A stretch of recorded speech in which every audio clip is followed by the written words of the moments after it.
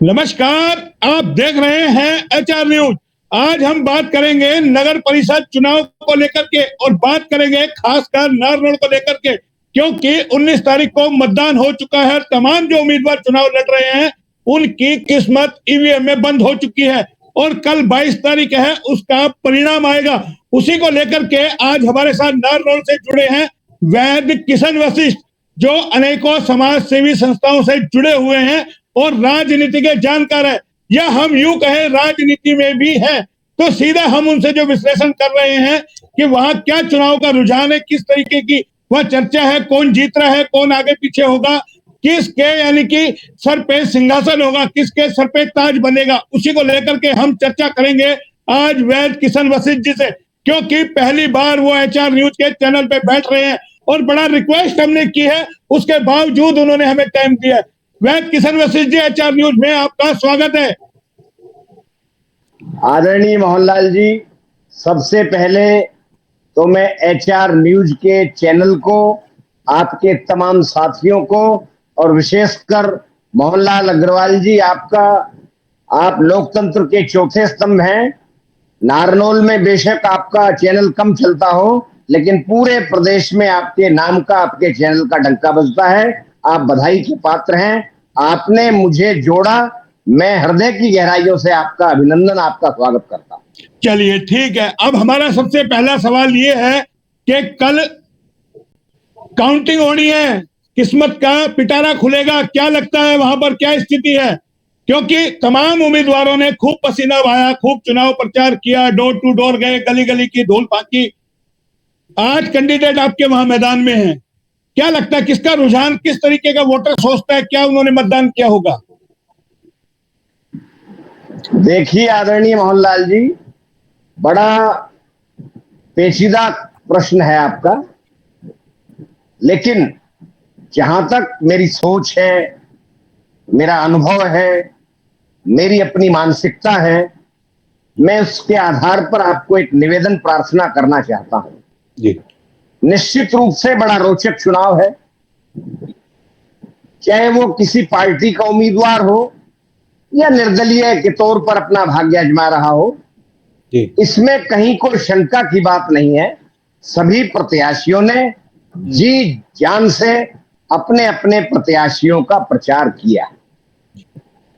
दूसरी बात मैं आपको बता दूं मोहनलाल जी, ये चुनाव बड़ा रोचक हो गया।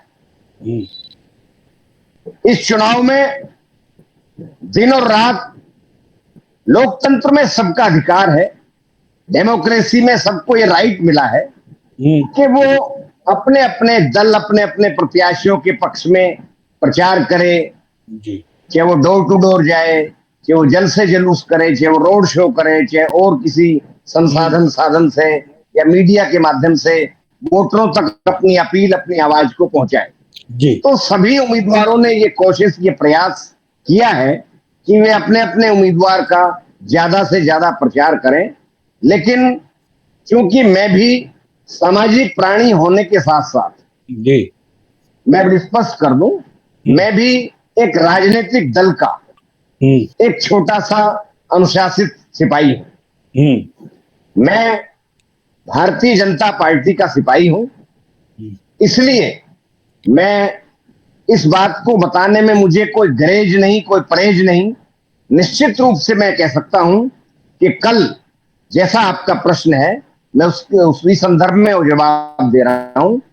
कल जो भाग्य का पिटारा खुलेगा, जैसा आपका प्रश्न था मोहनलाल जी, तो मुझे लगता है कि विजयश्री हमारे प्रत्याशी, जो बहुत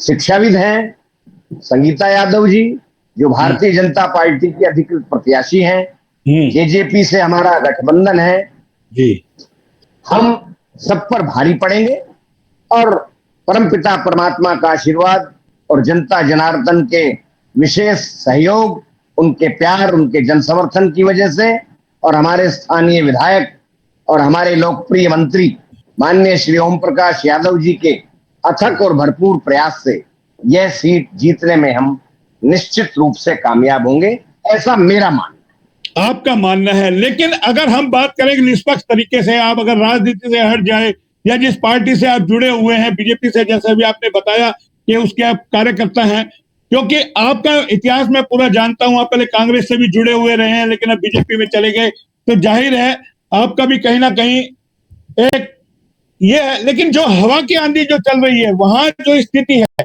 मैं उस पर बात करना चाह रहा हूं। जो नारनौल शहर से जो निकल के आई ये स्थिति कि वहां आप की जो है जेजेपी के साथ गठबंधन है, जेजेपी ने पहले टिकट दी थी कमलेश को, फिर बीजेपी ने टिकट दे दी और कमलेश बागी होकर के निर्दलीय चुनाव लड़ रही है, उसकी भी हवा तवा काफी अच्छी बताई जा रही है। और रहा आप के पटिकरा से जो संगीता चुनाव लड़ रही है, वहां भी उनके साथ जो बागी जो रामपुरा हाउस से जुड़े हुए थे या मांदी से जो जुड़े हुए थे, वो भी चुनावी मैदान में है। तो 8 कैंडिडेट मैदान में है। या राधेश्याम शर्मा पूर्व जो रहे हैं, बर्फी देवी जो थी पूर्व जिला प्रमुख, उनके भी पुत्र वधु चुनाव लड़ रही है। जी मोहनलाल जी, जी मैं इसी संदर्भ में जो आपने दोबारा एक प्रश्न किया है, मैं बड़ी विनम्रता से आपको हाथ जोड़कर प्रार्थना ये कर रहा हूं, ये कोई दल की बात नहीं है जी। सत्य यही है कि निश्चित रूप से मैं किसी की आलोचना के लिए नहीं बैठा हूं। मैं आपके चैनल पे आया हूं, ये मेरा सौभाग्य है। क्यों कि आपके चैनल का नाम बहुत सुना है, रूबरू आज पहली बार हो रहा हूं। मेरे दिल में वो शब्द नहीं, मेरी आत्मा में वो शब्द नहीं, किन शब्दों में मैं आपको इस्तकबाल करूं, आपका स्वागत करूं, आपके चैनल का अभिनंदन करूं। नहीं वो ठीक है, लेकिन मेरा एक और सवाल जोड़ देता ना, आप भी तो उम्मीदवार थे, आप भी ने भी तो प्रचार किया था कि सुनीता वशिष्ठ को टिकट मिलेगी तो वो भी चुनाव लड़ेगी। कहीं ना कहीं आपको भी पार्टी ने दरकिनार किया ना। एक आप भी कर्मठ कार्यकर्ता, बीजेपी को चाहिए था कि वो इस बार जनरल टिकट है, महिला टिकट है, दे दे। मोहनलाल जी, निश्चित रूप से मैं अपनी धर्मपत्नी के लिए टिकट का प्रयास कर रहा था। हाँ। लेकिन हम पार्टी के अनुशासित लोग हैं, शिक्षित हैं। पार्टी का फैसला जब हो गया और टिकट संगीता यादव को मिल गई, तो ये प्रश्न वहीं समाप्त हो जाता है। और हमने पूरी लगन से, ईमानदारी से, निष्ठा से कार्य किया। परमपिता परमात्मा न चाहा तो परिणाम हमारे अनुकूल होगा। नहीं, पूर्व चेयरमैन भी टिकट की दावेदार थी, पर वो भी तो बाकी हो गई ना। अगर आप कहते पार्टी में अनुशासन है, फिर वो क्यों बाकी हुई? पार्टी क्यों नहीं मना पाई उसको? आपकी पूर्व चेयरमैन थी वहां पर, वो अब निर्दलीय के साथ वहां पर लगी हुई है, आपको 6 साल के लिए उसको निष्कासित करना पड़ा। क्यों करना पड़ा? अगर ऐसा ही अनुशासन है पार्टी में तो फिर वो बागी क्यों हुई? और फिर वहां तो ये भी चर्चा है कि गांव और शहर की लड़ाई हो गई। बोले ये पटिकरा के अब गांव मिल गए तो आपने पटिकरा में टिकट दे दी दबाव में। वो भी तो लोगों में निराशा हमने वहां पर देखी है, सुनी है लोगों की। आदरणीय मोहनलाल जी, निश्चित रूप से मैं वो शब्द तो नहीं कहूंगा खतरनाक, लेकिन बहुत शार्प बुद्धि रखते हैं आप और प्रश्न को पेट से निकालते हैं आप। मैं केवल आपको ये कह रहा हूं कि मैं किसी पर व्यक्तिगत आक्षेप और टिप्पणी नहीं करूंगा, लेकिन निश्चित रूप से सभी प्रत्याशियों ने अपने अपने प्रत्याशियों का बहुत जोरदार प्रचार किया है, धुआंधार प्रचार किया है। चुनाव बड़ा रोचक है। वसीम जी, मैं जानता हूं, मैं आपकी गोदी में खेल के आया हूं, बचपन से आपको जानता हूं, बहुत मंजे हुए राजनीतिक हैं, पूर्व के बहुत, यानी कि आपकी काफी साल की राजनीति हो गई। मुझे जानता हूं कि आप अच्छे से जवाब नहीं देंगे क्योंकि एचआर न्यूज का कैमरा। मेरा कई सारे सवाल हैं। जब हम वहां तमाम प्रत्याशियों के पास घूमते गए, हमने काफी इंटरव्यू करने की कोशिश की, 8 में से एक भी महिला प्रत्याशी कैमरे पे नहीं आई। क्या लगता है ये जो महिला जो चुनाव लड़ रही थी, इनके आदमी चुनाव लड़ रहे थे, कल चुनाव जीत जाएंगे या कोई भी इनमें से एक वो काम संभालेगी या उनके आदमी काम संभालेंगे? सवाल तो ये ना, तो क्यों नहीं जवाब देते? आप बताइए, अगर यही सीट जेंट्स होती तो क्या वो अपनी मैडम को लेके जाते कार्यालय में? आपके पास किसी महिला उम्मीदवार का कोई नंबर हो? एक संगीता को छोड़ दीजिए, आप वहां जुड़े हुए थे, कितने कैंडिडेटों ने अपने नंबर दिए महिला के कि एक आम आदमी उनकी कोठी तक पहुंच जाए? चुनाव के सपने सब देख रहे हैं, सब जीतने के अपने अपने दावे कर रहे हैं, लेकिन जमीनी हकीकत क्या है? आपके 2 साल से आपका जो हॉस्पिटल के बाहर रोड टूटा पड़ा है, पिछले 2.5-3 साल से लोगों ने हमें बताया कि कितना बुरा वहां हाल है सड़कों का। ऐसे में क्या उम्मीद करते हैं? वोटरों ने क्या सोचा होगा, वोट डाला होगा? आदरणीय मोहनलाल जी, सबसे पहला जो आपका प्रश्न था, मैं उसका बड़ी बेफिक्री से जवाब दे दूं। ये बात बिल्कुल आपकी ठीक है कि ये जनरल महिला की सीट थी और सच्चाई है ये कि ये सारी कमांड पुरुषों के हाथ में रही। इसमें कहीं कोई शंका की बात नहीं, बहुत वाजिब बात है आपकी, मैं आपकी बात से इत्तेफाक रखता हूं। रही बात आपने रोड की बात कही, देखिए आप बहुत बुद्धिमान हैं, बहुत बुद्धिजीवी हैं और सच्चे कलम के सिपाही हैं। मैं आपका व्यक्तिगत रूप से बहुत सम्मान करता हूं और बीरबल की नगरी से आप जुड़े हैं, ये आपकी जन्मस्थली है। बेशक आज रेवाड़ी आपकी कर्मस्थली हो गई हो, वो जुदा बात है, लेकिन आप में बहुत अच्छे संस्कार हैं। मैं उन संस्कारों को प्रणाम और नमन और सैल्यूट करता हूं। लेकिन मोहन जी, ये जो सड़क की जहां तक बात है हॉस्पिटल की, आज वो सड़क बनकर तैयार है, उसमें कारण थे, उसमें कहीं कोई जनप्रतिनिधि की कोई लापरवाही आप नहीं कह सकते, उसके आंकड़े, ये सारी देन ये विकास की जो बया बह है, ये चारों तरफ नारनौल का नक्शा बदल गया है। नारनौल में विकास की आंधी चली है, लेकिन पर्टिकुलर इस सड़क की बात में भ्रष्टाचार की भी तो आंधी चली है अजी, भ्रष्टाचार की भी तो आंधी चली है। आपके नारनौल के लोग कह रहे 200 करोड़ आए, छलक नदी के लिए 48 लाख रुपए आए, वो आज तक काम पर नहीं हुआ। 200 करोड़ रुपए विकास। आदरणीय मोहन जी, आपने शायद ध्यान नहीं दिया, हमारे स्थानीय विधायक और हरियाणा सरकार में बहुत सम्मानित मंत्री आदरणीय ओम प्रकाश यादव जी ने अपनी नुक्कड़ सभाओं में, अपनी जनसभाओं में, जब लोगों ने इस बात को बड़े जोरों से उठाया, ये छलक नदी वाली बात मैं आपसे शेयर कर रहा हूं, तो उन्होंने कहा है कि चुनाव के बाद कोई व्यक्ति अगर भ्रष्टाचार में लिप्त था, अगर 5 साल का जो बीता कार्यकाल है, वो जो भी नगर अध्यक्ष भी आपको पता है, मैं वो भी तो अरे वो मुद्दा भी हम ही ने उठाया है भैया, आपके हम ही ने उठाया है। हम गए नारनौल, हमने बाकायदा पूरे दिन घूमे हैं कि चुनावी मुद्दा ही 200 करोड़ है वहां पर। माननीय मोहनलाल जी, आपसे पहले भी ये मामला बड़ी सुर्खियों में रहा है, लेकिन मंत्री जी ने आश्वस्त नहीं किया जी। केवल आश्वासन नहीं है, निश्चित रूप से मैं आज आपके चैनल के सामने ठोक के कह रहा हूं, निश्चित रूप से हरियाणा सरकार से जो कार्यकाल बीत गया उसकी निष्पक्ष जांच होगी, चाहे एसआईटी का गठन करवाया जाए, चाहे कोई और निष्पक्ष जांच एजेंसी से इसकी जांच करवाई जाए। जितने घोटाले हुए, जितना भ्रष्टाचार हुआ, जितना फ्रॉड हुआ, जितना नगर परिषद की बदनामी हुई पिछले कार्यकाल में, उन सब का एक एक करके बाकायदा निपटारण होगा। यह सिर्फ आश्वासन ही है, वाकई हकीकत में कुछ होगा भी, क्योंकि नारनौल की जो स्थिति है ना, देखिए आप नारनौल में रहते हैं, मैं नारनौल गया लगातार 4-5 बार चुनावी दौर के अंदर, मैंने वाकई हालात देखे, नरक से बदतर नारनौल बना हुआ है। आपके गली मोहल्ले देखिए, आवारा सांड की वह समस्या देखिए, यानी कि किस तरीके से गंदगी के जगह जगह ढेर लगे हुए हैं। आखिर कोई सुनने वाला है नहीं है। शासन प्रशासन पूर्व की योजना में क्या कुछ हुआ, कोई इंप्लीमेंट हुआ आपके वहां पर? आप बताइए कोई एक काम, आप एक काम गिना दीजिए कि आपको लगता है कि नारनौल में ये काम हुआ। आपके आजाद चौक की हालत हमने दिखाई, किस तरीके से सड़कें टूटी पड़ी है, रेहड़ियों का बुरा हाल है, और चुनाव के दौरान में कहे जातीय समीकरण भी किस तरीके से बैठा वहां पर, एक विशेष जाति के लोग अपना उम्मीदवार खड़े करते हैं, वो वोटों की राजनीति किस तरीके से ध्रुवीकरण हुआ। तो ये तमाम मुद्दे कहीं ना कहीं नहीं लगता नारनौल की जनता को बेचैन किए हुए, और खासकर उम्मीदवारों को बेचैन किए हुए कि आखिर क्या गुल खिलाएगा कल। आदरणीय मोहनलाल जी, आने वाला कल सारी बेचैनियां, सारी परेशानियां सब ठीक कर देगा। परमपिता परमात्मा का शुभ आशीर्वाद, इलाके की जनता का प्यार, स्नेह, दुलार, और मैं आपको निश्चित रूप से कहता हूं कि भारतीय जनता पार्टी का परचम लहराएगा और हमारी प्रत्याशी संगीता यादव भारी बहुमत से निश्चित रूप से विजय पताका फहराएगी। कहीं पासा पलट तो नहीं जाएगा? आप कहीं उम्मीद लगाए बैठे हो संगीता की बाजी कोई और मार जाए क्योंकि आज कैंडिडेट है?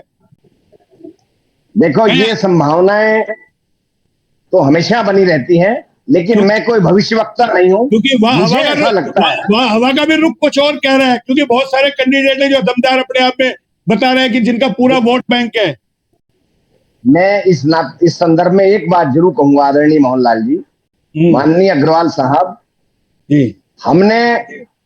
हम इस देश के यशस्वी प्रधानमंत्री माननीय नरेंद्र भाई मोदी के छोटे से सिपह सालार हैं। हम एक बात दावे से कह सकते हैं कि भारतीय जनता पार्टी समूचे देश में और समूचे विश्व में सबसे बड़ा राजनीतिक दल आखिर क्यों बन गया।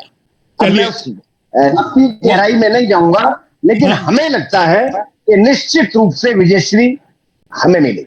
नहीं, हमारे पास क्या समय का अभाव रहता है, लेकिन एक फिर मैं आपसे सवाल करूंगा कि आप भी टिकट के दावेदार थे, कहीं ना कहीं एक दर्द तो आपके अंदर भी होगा कि उम्मीद थी इस बार सुनीता वशिष्ठ को टिकट मिल जाए और आप चेयरमैन की सीट जो जीत करके भाजपा की झोली में डाले। शायद आपका वो सपना चकनाचूर हो गया इस बार।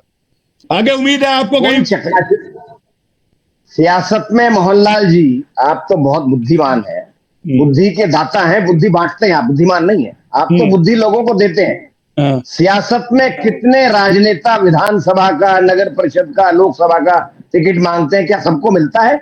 नहीं। हम पार्टी के अनुशासित सिपाही हैं।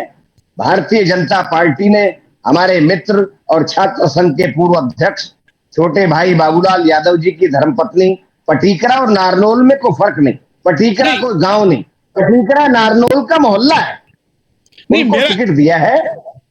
नहीं, मेरा ये है ना कि आप राजनीति में एक लंबी पारी खेल चुके, पहले कांग्रेस में आप रहे, काफी उम्मीद करी, कहीं ना कहीं कांग्रेस ने भी दरकिनार किया आपको। अब मौका आप बीजेपी में 2014 से शायद बीजेपी में आप जुड़े हैं 13-14 से, तो एक उम्मीद थी आपको कि बीजेपी इस बार शायद वैद किशन वशिष्ठ को एक प्लेटफॉर्म दे, और एक ये मौका था इस बार सीधे चेयरमैन के चुनाव हो रहे थे। हालांकि पार्टी कब क्या दे दे वो कुछ नहीं पता। बीजेपी की एक खासियत है किसको उठा करके बैठा दे, क्योंकि मनोहर लाल खट्टर कह चुके हैं हम आखिरी कुर्सी में जो बैठा उसको आगे लाके बैठा दे, कुछ नहीं पता। लेकिन एक वैद किशन वशिष्ठ का जो लंबा पीरियड राजनीति में है, तो अब नारनौल की जनता चाहती है ना कि कोई हमारा नेता निकल के आए। आप तमाम लड़ाइयां लड़ते रहे, चाहे एक्शन का मुंह काला करने की बात हो, बिजली को लेकर के आपने काफी संघर्ष किए हैं, इसमें कोई दोराय नहीं है। तो उस संघर्ष का फल वैद किशन वशिष्ठ को मिलना चाहिए ना। आदरणीय मोहनलाल जी, वाकई बहुत गजब के व्यक्ति हैं आप।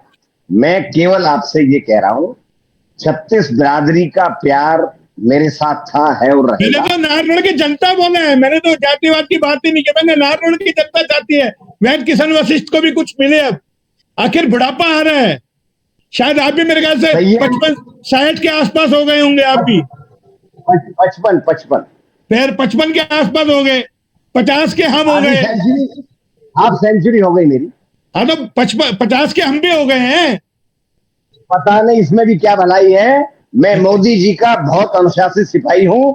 सब्र का इम्तिहान मेरे ख्याल से आप लेना चाह रहे हैं। चलिए, तो कल एक अंतिम सवाल करूंगा, कल वास्तव में दिल से बताइए आप, यानी कि रुझान क्या होगा, क्या पिटारा खुलेगा, और हार जीत का मार्जिन होगा तो क्या होगा? बहुत छोटा मार्जिन होगा। निश्चित रूप से भारतीय जनता पार्टी विजयश्री हासिल करेगी, और नांगल चौधरी में भी, महेंद्रगढ़ में भी, नारनौल में भी, तीनों जगह हम भारतीय जनता पार्टी का परचम लहराएंगे। बावल में भी आपके कैंडिडेट, जहां 73 वर्ष के आदमी को टिकट दी गई है, युवाओं को दरकिनार कर दिया गया है, बावल में भी नाराज इसी बात को लेकर के। मैं बता रहा हूं, मैं मेरे गृह क्षेत्र की तो बात करूंगा लाजमी तौर से। जी, मैं बावल के बारे में कोई टिप्पणी नहीं करूंगा, मुझे उस बात का संज्ञान नहीं। मैं वही कह रहा हूँ, बावल में 73 वर्ष उम्र के आदमी को चेयरमैन की टिकट दे दी गई। आपके तो वहां पार्षद के चुनाव भी सिंपल पे हुए हैं, कितनी सीटें निकलने का अनुमान है आपकी वहां पे? हमारे यहाँ पार्षद के चुनाव सिंबल पर नहीं हुए। अच्छा, नहीं हुए, चेयरमैन के हुए सिर्फ, केवल चेयरमैन। तो अंदाजन कितना, क्या लगता है आपको, कितना आपके समर्थक जो चुनाव लड़े हैं पार्षद के, कितनी सीटें आपकी आ जाएंगी अगर कोई समर्थित होगा तो? भले सिंबल पे ना लड़े। तो चेयरमैन और नगर पार्षद लगभग सब हमारे जीतेंगे, सब आपके जीते। तो ये थे हमारे साथ वैद किशन वशिष्ठ जी। हम उम्मीद कर रहे हैं कल भी आप हमसे जुड़े, क्योंकि कल चुनाव परिणाम आएगा और हम आपको दिखाएंगे ताजा तरीन खबरें। फिलहाल आप मेरे साथ जुड़े, बहुत बहुत धन्यवाद वैद किशन वशिष्ठ जी नारनौल से। आगे भी उम्मीद करेंगे आप इसी तरीके से हमारे साथ जुड़ते रहें एचआर न्यूज पे। आप जुड़े, बहुत बहुत धन्यवाद। फिर आएंगे किसी नए टॉपिक पे, तब तक के लिए नमस्कार।